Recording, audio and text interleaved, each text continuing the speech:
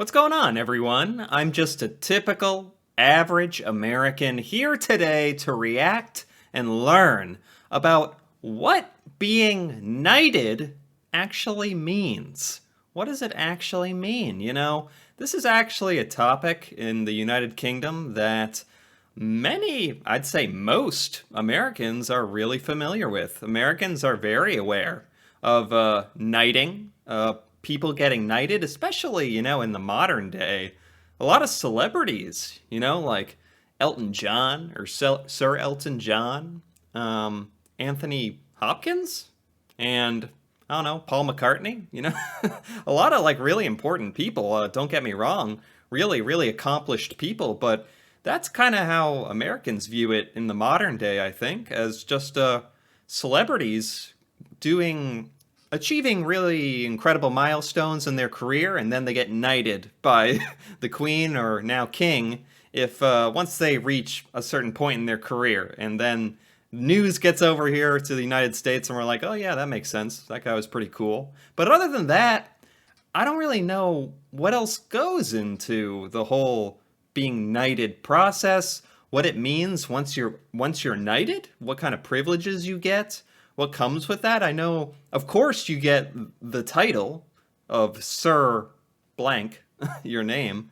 but other than that, I'm kind of interested to see historically, like what comes along with being knighted, and what happens to this person when they're knighted. Does some kind of transformation take place? Literally or figuratively in this case, where they get some sort of privileges or special access to some kind of special restaurant or something. I don't know. But I'm ready to find out. So let's take a look. As we've discussed before, and will no doubt talk more about in the future, as a direct result of her position as sovereign of the United Kingdom and the Commonwealth, the Queen has a large array of powers at her disposal that are entirely unique to her. Of these powers is the ability to knight a person she feels is particularly worthy of such an honor. But this... That's a good point right there. It's completely up to the discretion of the monarch to decide someone is worthy of being knighted, but I would bet that a lot of the people who end up getting knighted are probably put forward or proposed to the monarch by their advisors or something, or it just seems like in this day and age that's how it would work. This brings up the question, what do you actually get for being knighted, both today and historically? Oh, to begin with, it's important to first understand that there are several so-called orders of knighthood that the Queen can appoint to a person. What exactly a person did to get the honor and what their job is usually taken into account when deciding which one they belong to. There's different ranks of knighthood. I should have thought about this. It kind of makes sense. It somewhat resembles the military ranks and all of that, so yeah.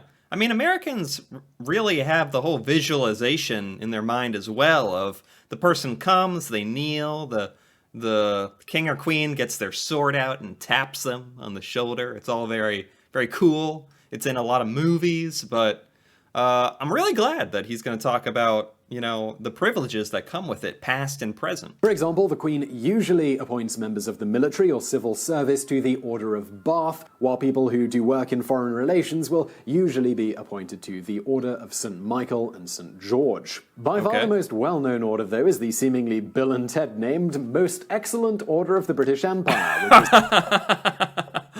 Do people in the UK, Great Britain, know about Bill and Ted?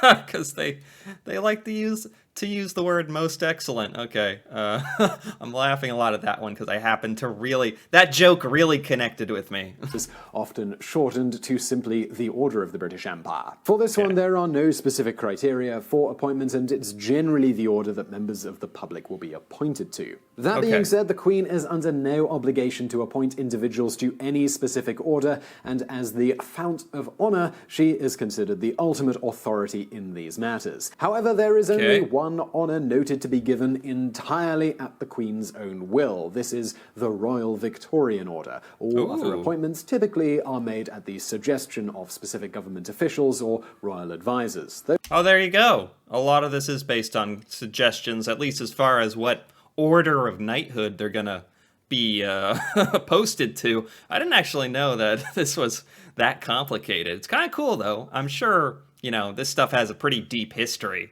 So, as mentioned, the Queen can ignore any suggestions at her own discretion because, she's the Queen. In addition, members of the public can nominate anyone they feel is deserving of a knighthood or a specific honour by contacting the relevant authority and providing a detailed account of that person's individual achievements. Oh, wait, so the members of the public can even start recommending their uncle or something, for knighthood. But this makes sense for really, really accomplished individuals. For the curious, it is not possible to nominate yourself for a knighthood, though several services exist that will petition for one on your behalf. For a fee, of course. On that subject, it's here that we at Today I Found Out would like to note that neither myself nor the co-author of this piece, the just as British Carl Smallwood of Fact Fiend fame, have not yet been knighted, despite years of tireless work getting the masses interested in learning stuff which has to be generally good for society. Right? I mean, the Queen does take suggestions and all of that. Just saying. In any event, every order of knighthood has several grades, which are comparable to military rankings, with higher grades being considered more prestigious in nature. The exceptions to this being the Order of the Garter and the Order of the Thistle, both of which only have a single grade, knight or lady, depending on the gender of the person being given the award. Knight or lady. Okay, that makes sense. It goes beyond knight or lady? Or we're not even talking about a title per se, like Sir such and such. I'm not exactly sure what he's talking about, to be perfectly honest. It should also be noted that some grades, such as being a companion in the Order of Bath, do not allow the individual to use such accolades as Sir or Dame. Then there's the Honour Knight Bachelor, which is basically a knighthood where... Okay, so he's basically talking about the different names of the different ranks within the orders of the knighthood, if I'm understanding correctly. Not necessarily like the title like Sir or Dame, but the specific rankings, like in a military, the ranks within the different knighthoods, I believe. The person isn't admitted to any specific order that we mentioned previously. This also has a single grade of knight. As you may have surmised from that, this is only bestowed upon men. So this all brings us around to pretty much the only real and tangible benefit that is conferred upon someone who is given this honour, and that's a title. You see, anyone outside of clergy members who the Queen bestows the grade of knight or dame in any of the aforementioned orders can, if they so wish, use the title Sir or Dame, or again, in the case of the Order of the Garter or Thistle, Lady. And they can do this in all of their day-to-day dealings. Individuals named a commander, member, companion, or lieutenant of a specific order, meanwhile, may instead add the letters signifying this. For example, they can... Wait, did he just say a minute ago that the only thing you get out of being knighted is the title of Sir or Dame? Did he say that?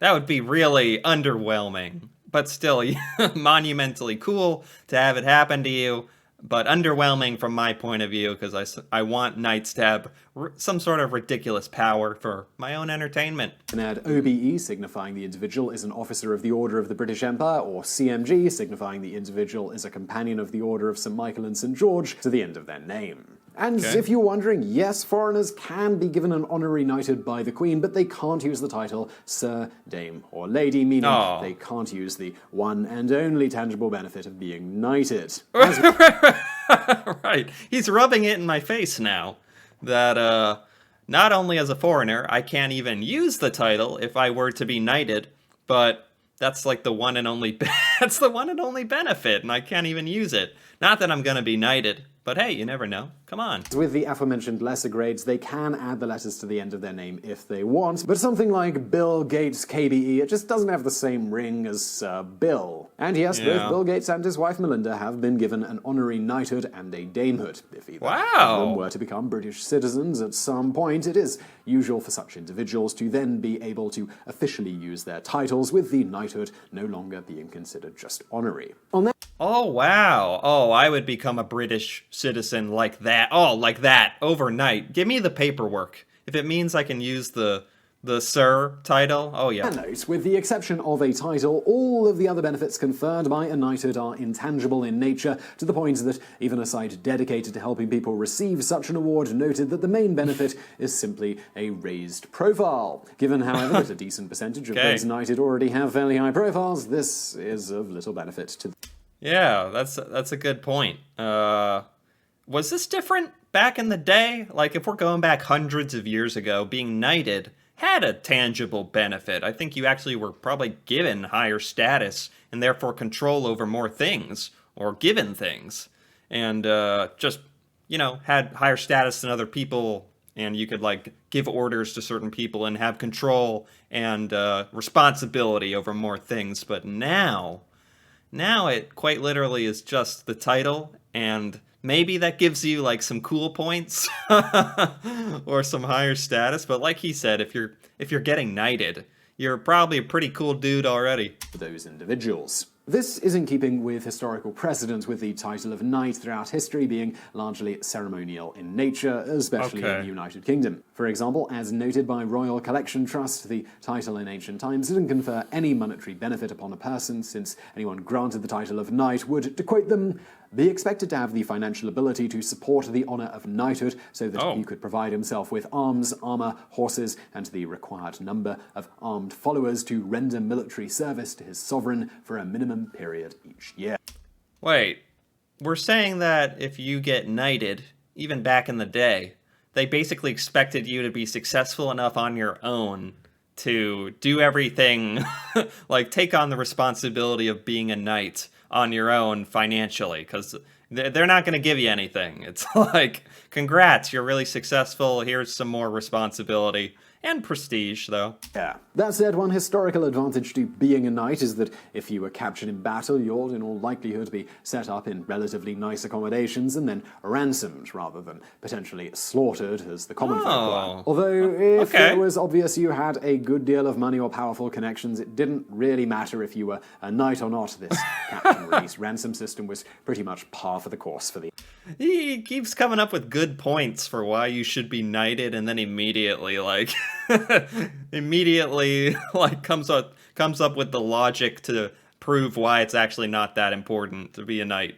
Oh, yeah, you're a knight, so you'd be ransomed off, but you're so important that you're a knight, or the fact that you became a knight meant that you probably were rich already. The affluent. It's also worthy of explicitly mentioning that historically the title of knight was seen as being so exclusive that nobody, not even a king, could be born a knight. To maintain the exclusivity of the position, and no doubt because of the political benefits of the change, King Henry VIII made the ability to confer the title of knight upon a person something that he and only he could do. The same holds true today, though the Queen can grant someone permission to bestow a knighthood in her stead, if she so wishes. Oh, I wonder if that's ever happened. If a monarch has bestowed the ability to knight someone to someone else in her stead. I wonder if that's ever had to happen. Previous to this monarch privilege, anyone of sufficient rank, such as a royal commander of the army, could knight a person that they deemed worthy of it. As for the act... Oh, wait, hold on. Her stead, if she so wishes. Previous to this monarch privilege, anyone of sufficient rank, such as a royal commander of the army, could knight a person that they deemed worthy of it. As for the act of knighting itself, while historically it might include ritualistic bathing and things of this nature, today it usually consists of a simple ceremony where a medal signifying rank is placed upon the awardee's chest by either the Queen or a designated member of the royal family. To facilitate this and make everything go as smoothly as possible, prior to the award ceremony, each recipient will be given a small pin to attach to their clothes, from which the medal will be hung, and the... I didn't actually know about the little pin thing. Hey, that's a tangible benefit. What are we talking about? There's no tangible benefits. You get a little prestige, and you get a royal pin. A pin. That's nice. Medals themselves will be laid out by a royal assistant on a fancy cushion at Buckingham Palace. As per tradition, those becoming a knight or dame will also be lightly tapped on each shoulder with a sword, first on the right and then on the left, after which they are given said medal or badge. Those of lower ranks in the orders who are not allowed to use the accolade sir or dame, they only get the medal, there's no sword tapping involved. As an event steeped in tradition, every aspect of the knighting process has a symbolic meaning, and the items associated with it are considered national treasures. For example, the stool people being knighted kneel on, known unsurprisingly as the kneeling stool, is over 100 years old and immaculately maintained to ensure that it remains in good condition. Wow. I didn't actually know that they had a special stool. I thought they were kneeling on the ground the whole time. But that's not befitting of a knight. Come on. They need a special kneeling stool. And it's the same stool that theoretically a lot of knights before you have kneeled on. So that actually really does make it even cooler if you're getting knighted. You get to kneel on the stool that all the other knights have kneeled upon. Wow. The sword used by the Queen is similarly steeped in tradition, originally being used by her father, George VI, when he served as Colonel of the Scots Guards. This sword is actually the Queen's personal weapon, and any member of the royal family knighting a person in her stead has to use their own. We should note here that, contrary to what popular culture will have you believe, the Queen doesn't say, "Arise, sir," whoever. Indeed, she doesn't have to say anything, although she has been known to make small talk or even joke during the ceremony because she's the Queen and she can do whatever the hell she wants. Yeah, it's not the first time during this video that we have made it very clear that the king or queen can pretty much do whatever they want. They can knight whoever the heck they want. It's totally up to them. I'm a little disappointed to learn because in America, that's like a really, really well-known phrase, a really well-known trope that when someone gets knighted, the king or queen says, "Arise, Sir Blank." And they rise and they're a knight, but that's not even a real thing. That's not even a real thing. Wow.